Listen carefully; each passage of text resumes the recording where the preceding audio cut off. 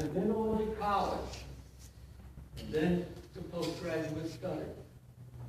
He married. He had several businesses that were quite successful, and he accomplished a lot. Years later, I had the opportunity to return closer to my family and pastor a church on the North Shore in Mandeville. God gave me the blessing of being able to be close to my family before my mom and dad fall asleep in the hands of Jesus. I have thanked God over and over for the blessing of that opportunity he gave me. For the last 10 years or so, I had the opportunity to get to know Mario as I've never been able to know him before. We had some great times talking together. We had some times that we were up, some downtime. But we would spend a lot of time comparing notes about how we were both raised up.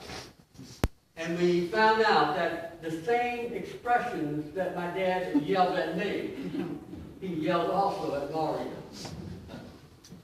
And we laughed, and we laughed, and we laughed about the way that we were raised up. Mario and I had sisters that were smart in school. So smart, we could never compete with them. And so we decided that we would excel in other areas, getting into trouble. And we both became quite good at it. We were both in fights and in trouble all the time. We both enjoyed living on the edge. We both enjoyed catching snakes, both harmless and venomous. We loved things that would stir our adrenaline. We both gave Mrs. Paternostro a rough time in church.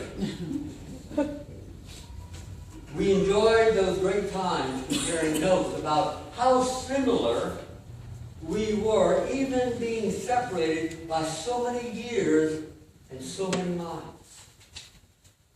I have been so thankful to God for giving me the opportunity to be close to my brother once again.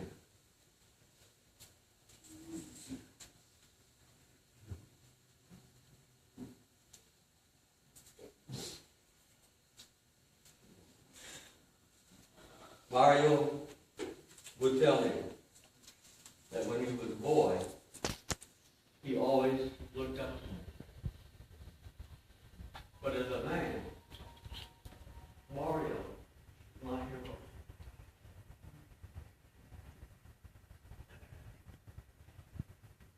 He stood head and shoulders above me.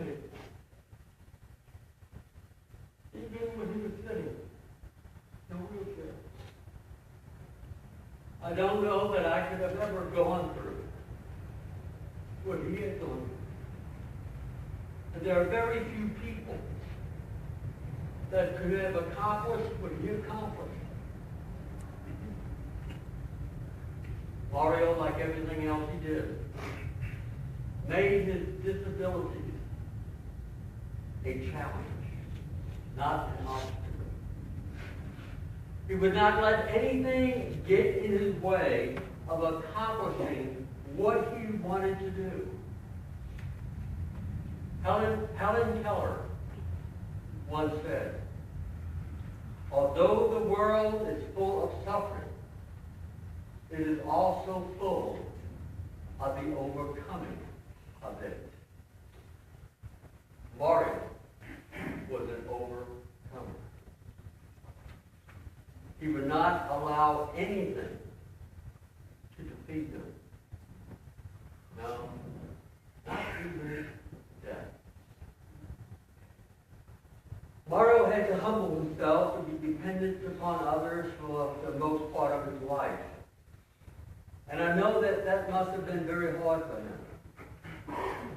He He told me how he would go scuba diving. Him, a quadriplegic. And he wanted me to go scuba diving with him.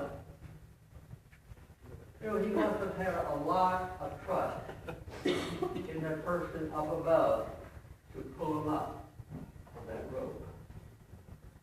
But Mario would not allow anything to hold him back. He was an inspiration to everyone he came in contact with.